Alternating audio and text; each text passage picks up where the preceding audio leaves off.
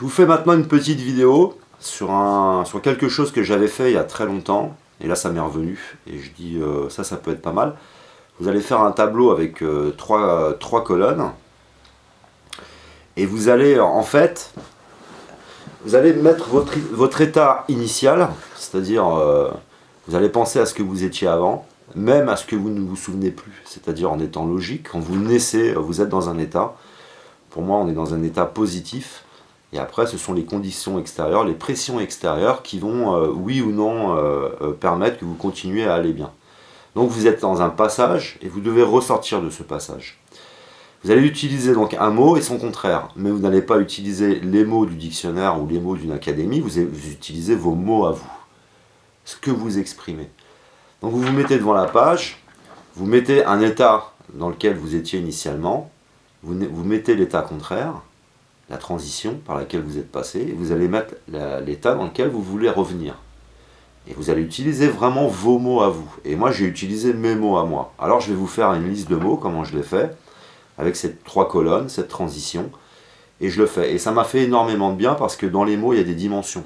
Dans les mots, il y a des émotions. Vous lisez des livres, vous ressentez des émotions, etc. Les mots ont plusieurs dimensions, ils veulent dire plusieurs choses. Notre prénom nous influence. Par exemple, mon prénom m'influence énormément. Alors lisez votre prénom, quelles sont les influences de votre prénom sur vous et sur votre caractère. Moi, je peux vous garantir que ça fonctionne. Et après, ce qui est intéressant, c'est que si tu veux donc réparer un peu ce canal et puis avoir une attitude qui aille vers l'extérieur, qui soit positive, tu regardes ton prénom de quelle manière il t'influence, parce qu'il t'influence de la bonne manière et de la mauvaise manière.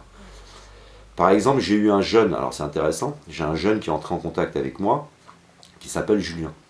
Et tout de suite, il a une manière déjà d'arriver et de me contacter, ils font tous la même chose, c'est-à-dire bonjour, j'aimerais entrer en contact avec toi.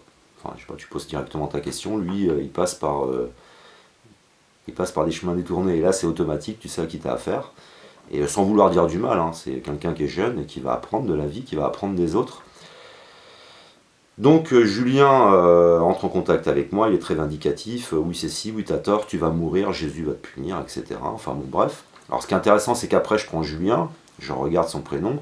Julien, c'est Julius, c'est un ancien empereur, et puis quelqu'un qui était très dominant, qui voulait tout de suite, etc. Enfin, tu retrouves tous les traits du caractère, tu regardes les 4 commentaires qu'il t'a laissés, c'est tous les traits de son caractère. Alors après, il lit son caractère, il comprend qu'il agit mal, je vais sur son profil, parce que j'étudie tout, en fait, j'analyse tout, je vais sur son profil, et je vois qu'en fait, il a monté une page, il attire du monde, et les gens se sauvent. Parce qu'il les attrape tout de suite, et puis il veut leur imposer quelque chose.